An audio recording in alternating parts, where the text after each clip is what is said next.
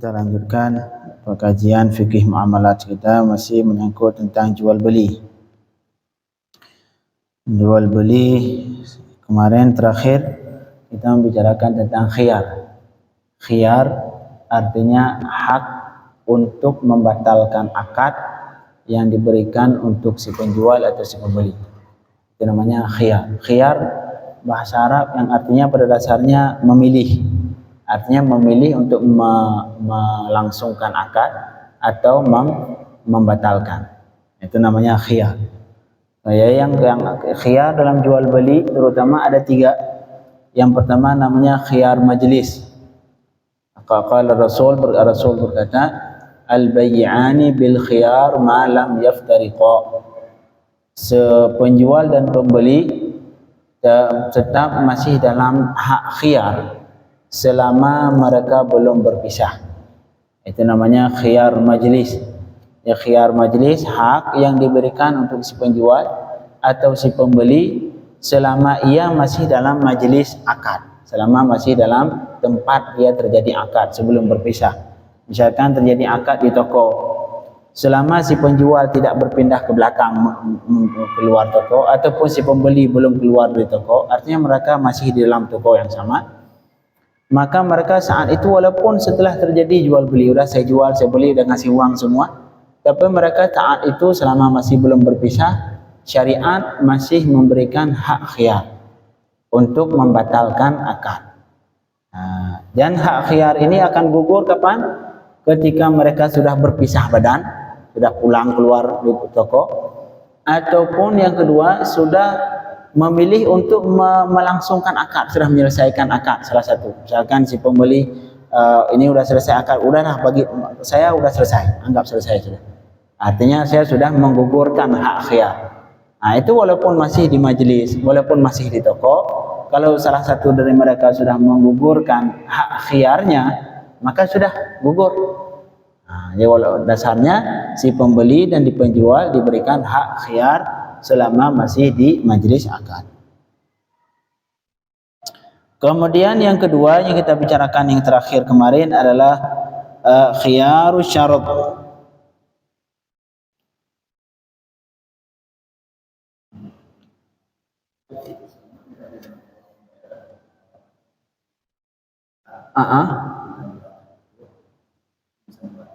Iya.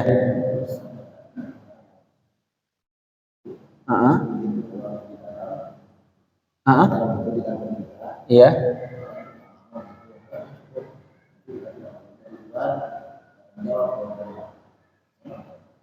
Kalau di luar. Tapi sebenarnya kalau sudah di luar, kalau selama nggak cukup ya harus bayar lagi, nggak sah syarat seperti itu. Tolong hitung, ntar kalau saya di luar saya nggak. Gimana? Oh gitu. Iya.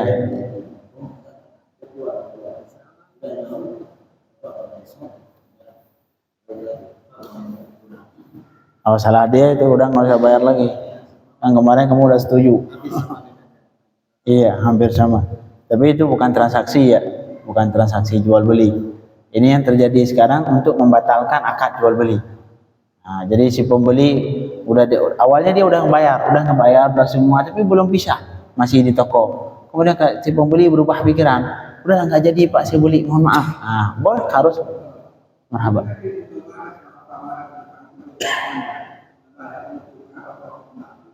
Nah, itulah karena yang berlaku di tempat kita bukan yang sesuai fikih. Karena malahan di tempat kita kalau sudah beli, malahan di sebagian apalagi HP dibuka tanda jadi. Nah, itu enggak, seharusnya dalam fikih Islam tidak seperti itu. Karena kadang-kadang kita merasa rugi. Misalkan sudah dibuka tiba-tiba enggak bagus ataupun bermasalah, kita yang rugi.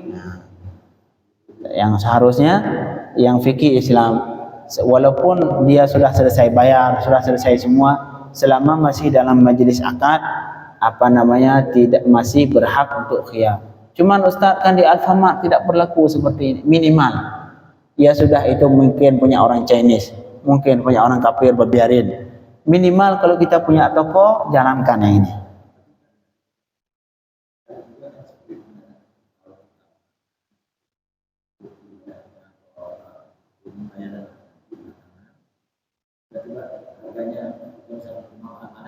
Ya.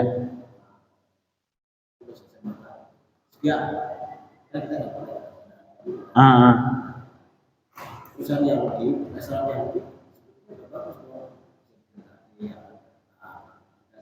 iya, seharusnya seperti itu.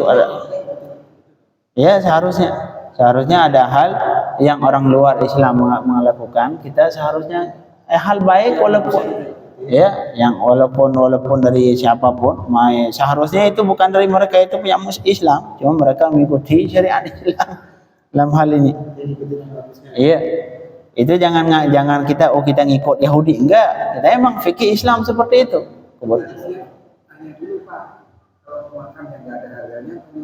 Seharusnya kita tanya.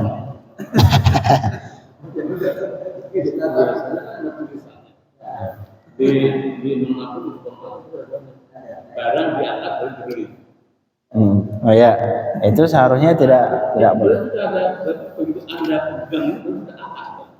Makanya dibatalkan lagi ada tulisan di situ. Bapak Anda sudah ngerti bahwa ini statement dari pihak toko. Iya.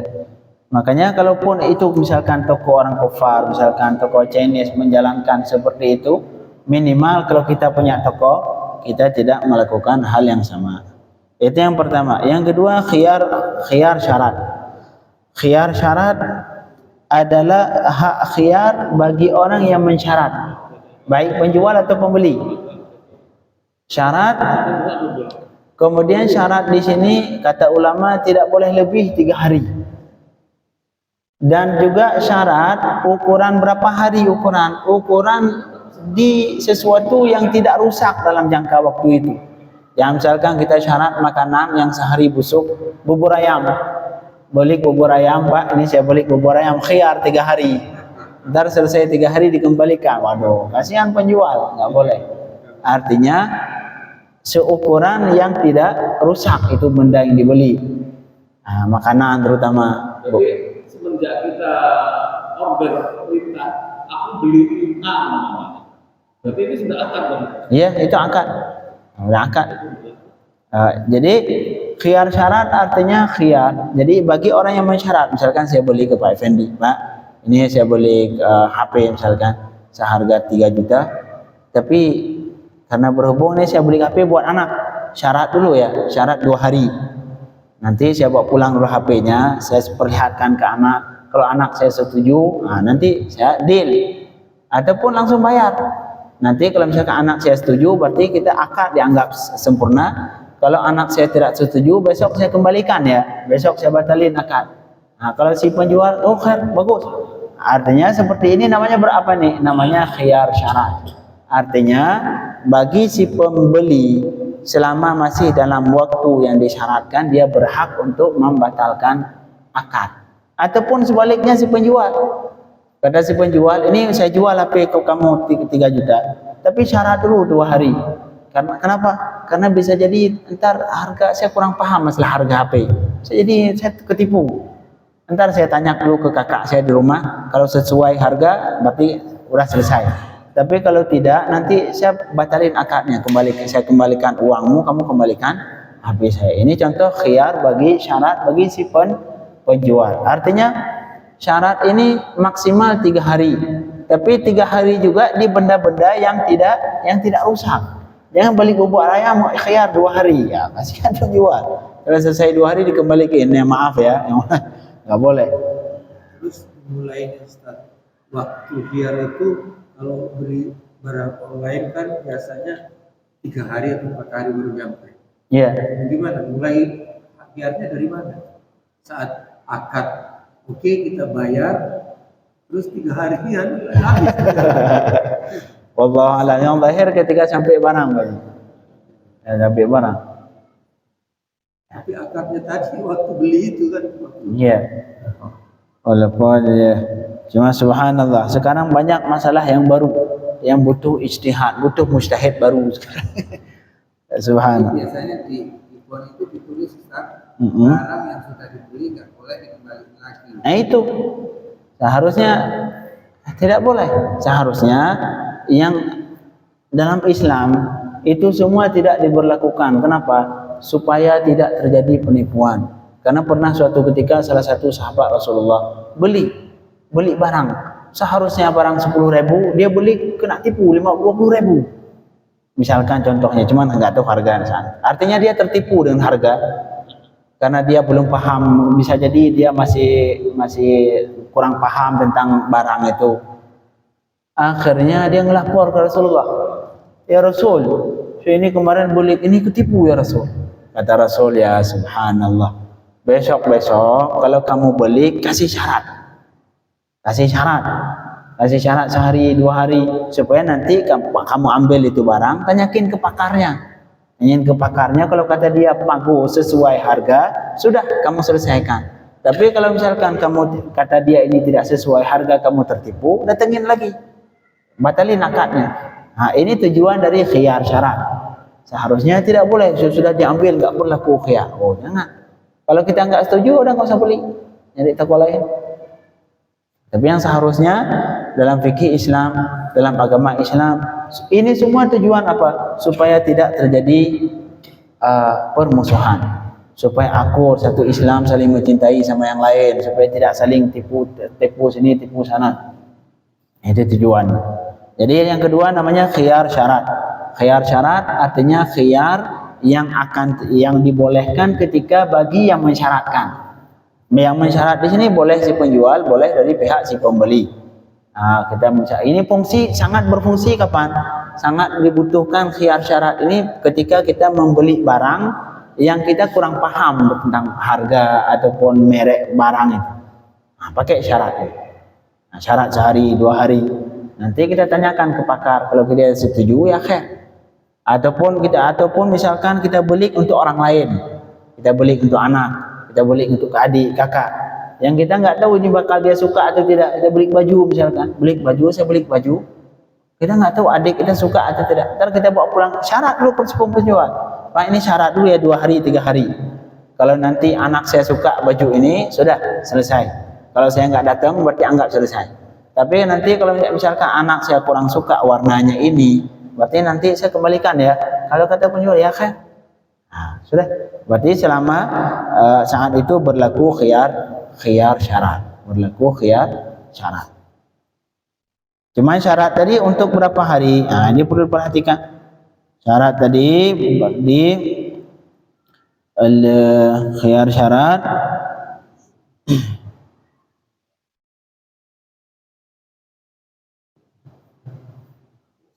marhaba. Handphone. Itu kan kalau udah dibuka segelnya, udah beda. Turun harga. Jadi bekas. Jadi ya, jadi bekas. Kalau misalnya tadi kita sampai di rumah, dibuka segelnya, nah ini harganya rugi jadinya. Rugi kita pedagang handphone. Rugi si pedagang. Iya. Nah, ini muskilah lagi. Si pedagangnya juga nggak boleh komplain. Kalau kita menjalankan syariah ini, makanya jalankan syariah, jangan jangan seharusnya dari pihak atas dia juga menjalankan seperti ini, Pak Ji. Kalau misalkan di negara Islam yang menjalankan syariat Islam, pasti dari pemerintah turun tangan saat itu. Iya, ada undang-undangnya. Membuat perundang-undang jual beli seperti ini. Ntar pihak misalkan yang masukin HP, dia juga mensyaratkan ke produsennya. Ntar dia syarat kalau misalkan pembeli saya nggak setuju, kalau dikembalikan sama persis seperti halnya ini nggak berlaku. Saya sebagai penjual saya jual ke Ustaz. Setelah Ustaz nyampe di rumah kan buka segelnya untuk tahu bagus apa enggak. Setelah itu nggak cocok, ulangin. Akhirnya saya mau jual lagi ke tempat lain udah nggak bisa dengan harga baru.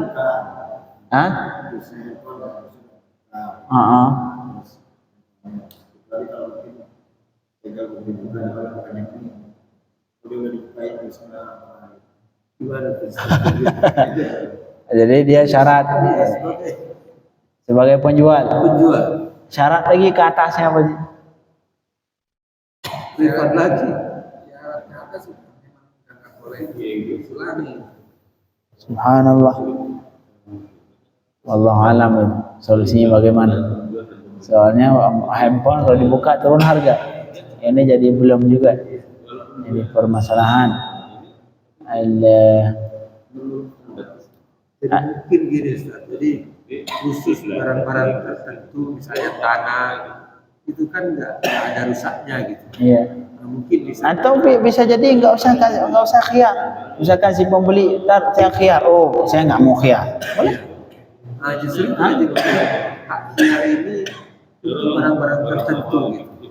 Enggak, dan pada dasarnya hak khiyar untuk semua. Tapi kalau misalkan si pembeli minta khiyar, sedangkan si penjual merasa ntar kalau dibalikin bakal turun harga, udah nggak usah terima khiyar. Saya nggak mau khiyar, kalau mau beli khiyar, kalau nggak sudah. Seperti itu. Boleh gitu aja. Kalau misalkan kita HP, kalau misalkan dia balikin bakal turun harga, udah nggak usah ngasih khiyar. Misalkan si pembeli bilang, Pak, saya minta khiyar 2 hari ya, saya buka dulu HP, saya lihat dulu. Waduh, kita bakal rugi nanti. Udah dari awal langsung, mohon maaf Pak, saya nggak nerima khiyar. Kalau Bapak beli, nggak usah pakai khiyar, silahkan beli. Kalau nggak ya sudah. Ini tidak melanggar syari. Nggak boleh. Rugi kita dong. Aduh, ribet juga itu. Aduh, soalnya benda zaman dulu zaman sekarang lain lagi ya. Alhamdulillah. Jadi yang pusing siapa? Pusing Ustaz. Nah, terus kita ikut yang mana Ustaz? Ikut yang mana maksudnya? Artinya ikut era sekarang atau ikut yang Ikut hukum syariat yang diterapkan di era sekarang. Hukum syariat itu nggak ada waktu Pak. Hukum syariat sampai hari kiamat. Oh, khiyar syarat berlaku. Cuma untuk yang contoh HP nggak usah khiyar. Bilang si pembeli, saya nggak nerima khiyar. Saya nggak nerima khiyar syarat. Kalau kamu setuju ya khiyar. Kalau enggak ya sudah. keseimbangan antara pembeli dan penjual. Berarti bukan wajib kita menjalankan, bukan. Artinya kalau misalkan apa ketika si itu minta kita wajib menjalankan yang zahir tidak. Wallahualam. Tapi saya cek lagi Pak untuk dalam hal ini. Soalnya ini harus diperhatikan juga. Saya baru temu juga ini masalah baru. Yang ketika saya belajar nggak pernah timbul muskilah seperti ini. Emang ribut juga kalau kita ngajar bab muamalah, bab jual beli yang di hadapan kita penjual pembeli pusing. Apalagi depan kita pembisnis ntar pertanyaan saham, waduh ribut gitu.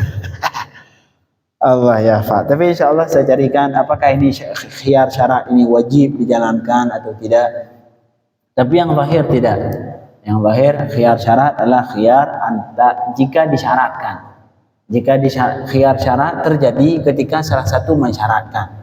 Apabila misalkan si pembeli pengen syarat, si penjual nggak nerima, saya nggak mau syarat. Kalau kamu beli silahkan, kalau nggak usah syarat.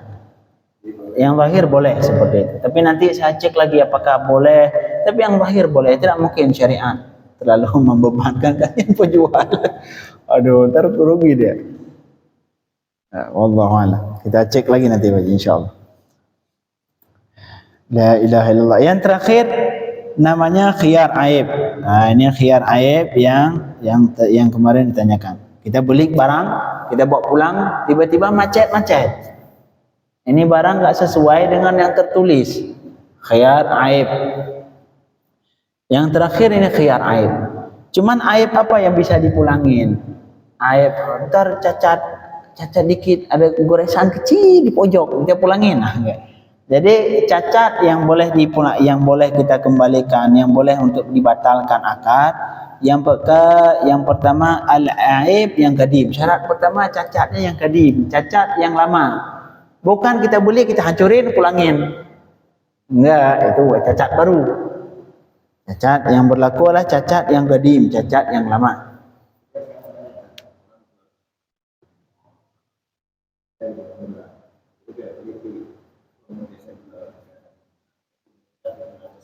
Berarti ada sesuatu.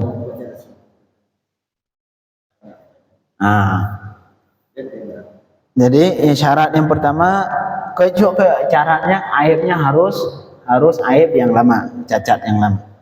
Kemudian syarat yang kedua aib yang bisa mengurangi barangnya.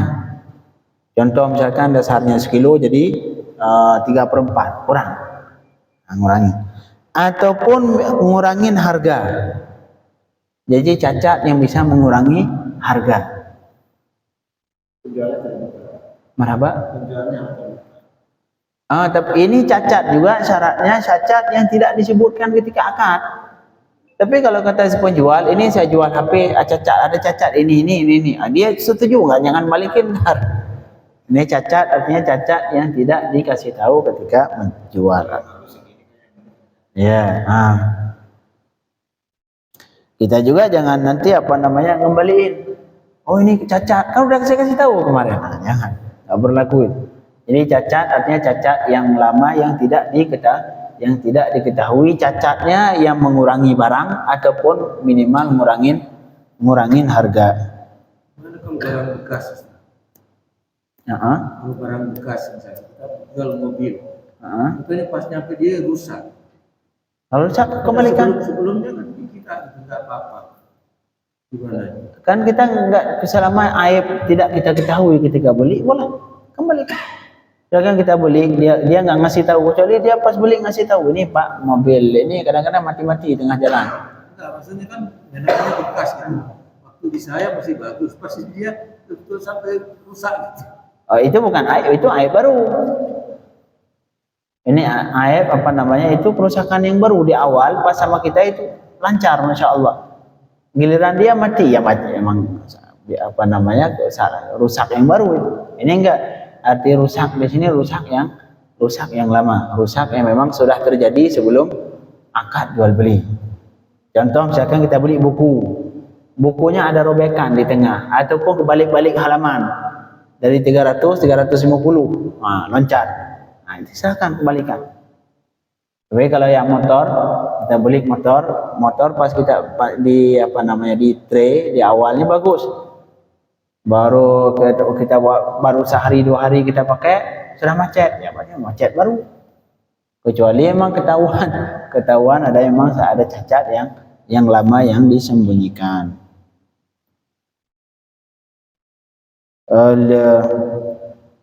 Kemudian syarat ini juga hukum khiyar ini diperbolehkan. Jadi boleh si pembeli membatalkan akad ketika dia lihat ada cacat yang lama, tapi syarat ini boleh syarat yang pertama mengembalikannya sesegera mungkin. Ketika tahu langsung kembalikan. Jangan udah tahu pakai lagi. Oh nggak boleh pakai lagi, nggak boleh. Kalau pengen mengembalikan, seketika mengetahui adanya cacat, langsung kembalikan. Jangan pakai lagi. Kemudian syarat yang kedua, tidak boleh ada aib yang terjadi sama kita. Misalkan motor kita beli, memang ada aib, misalkan ada cacat lama, tapi ketika kita pakai udah ada cacat yang baru. Ini kalau kita kembalikan, dia ngambil cacat lagi dong. Ada tambahan cacat yang terjadi ketika kita pakai. Ini saat itu bagaimana solusinya saat? Saat itu harus saling meridhai. Kalau dia ridha, kita kembalikan, tapi kita harus membayar seukuran cacat yang terjadi ketika kita pakai. Ataupun kita ridha, dia cuman nombokin cacat yang lama. Jadi nggak berlaku lagi mulangin secara paksa. Tapi kalau misalkan kita beli, terus kita lihat ada cacat, itu boleh kita pulangin, boleh kita batalkan akad secara paksa. Artinya dia wajib menerima. Kalau tidak ada cacat yang baru sama kita, wajib menerima. Tapi syarat seperti tadi, syaratnya harus dipulangin secepat mungkin. Ketika mengetahui harus pulangin. Jangan ditunggu, ditunda nanti. Besok setelah seminggu baru datang. Nggak boleh. Sudah batal haknya. Hak khiyar aib harus for artinya disegerakan, nggak boleh ditunda. Kalau ditunda setelah sebulan baru dikembalikan, nggak boleh. Ataupun minimal kalau jauh bagaimana Pak Ustaz? Kalau jauh minimal kasih kabar dulu. Ini motor yang saya beli kamu cacat. Ini saya nggak pakai lagi, untuk besok saya bawa ke rumah. Saya sekarang nggak sempat, ntar saya bawa. Jadi usaha tidak syarat tadi, tidak yang kedua tidak ada cacat tidak ada cacat yang baru. Kalau ada yang cacat yang baru, enggak boleh kita paksa nerima, tidak boleh kita paksa si penjual untuk menerima. Enggak, ada cacat lagi.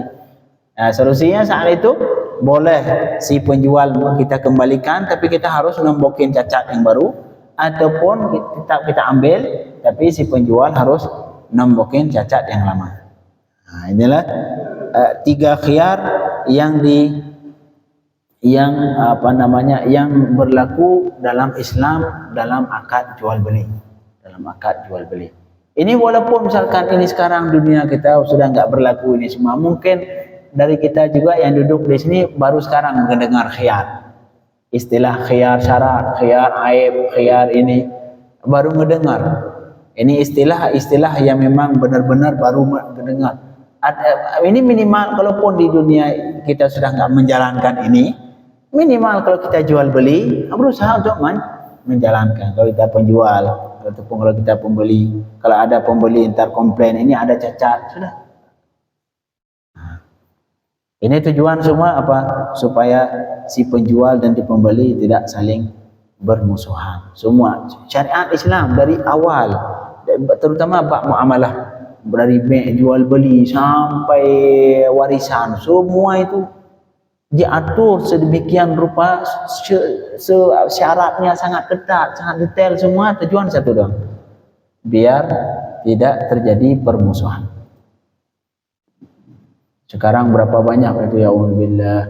Saya yang paling kasihan pinjol, diteror sampai ada yang bunuh diri. Na'udzubillah min dzalik.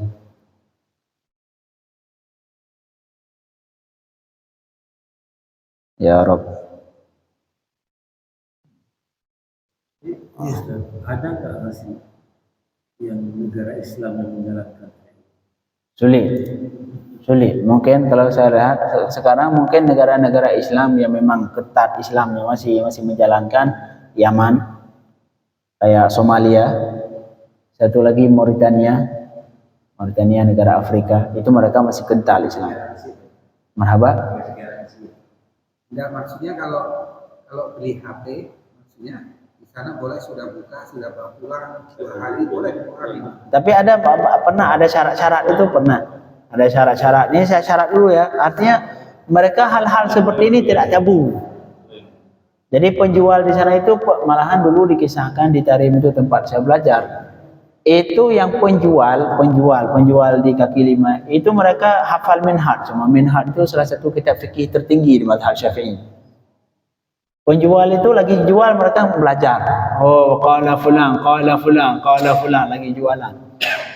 Jadi mereka hal-hal seperti ini enggak tabu. Kalau disebutkan khiyar syarat, oh khiyar syarat bagus, syarat. Mungkin juga masyarakatnya masih jujur. Ya, masih jujur. Kalau kita di Indonesia sekarang, orang jujur susah dicari. Aduh, Allah ya Allah. Semoga Allah memberikan yang terbaik untuk negara kita. Amin. Ya Rabbal Alamin. Negara sulit sudah. Kita percayai orang, dia khianati. Akhirnya besok enggak percaya lagi ke orang lain. Ini ya na'udzubillah min dzalik. Jadi awalnya dari oknum, akhirnya sudah suudzon sama kita itu sudah semakin hari semakin besar, semakin hari semakin besar karena disebabkan 1-2 oknum tadi. Ya semoga Allah memberikan yang terbaik untuk kita semua. Semoga kita diberikan untuk bertemu dengan orang-orang baik, karena salah satu nikmat di dunia yang wajib kita syukuri, nikmat yang terbesar di dunia yang sangat wajib kita syukuri adalah kita dipertemukan dengan kawan-kawan yang baik. Kalau kita ditinggal di tempat di situ orang-orang pencuri semua, ya Allah. Pusing. Alhamdulillah kita di sini masya Allah, walaupun satu dari Makassar, satu dari Bogor, satu dari mana-mana, kita dikumpulkan di masjid di tempat yang baik. Walaupun ada orang di masjid kadang-kadang kurang jujur juga. Tapi minimal alhamdulillah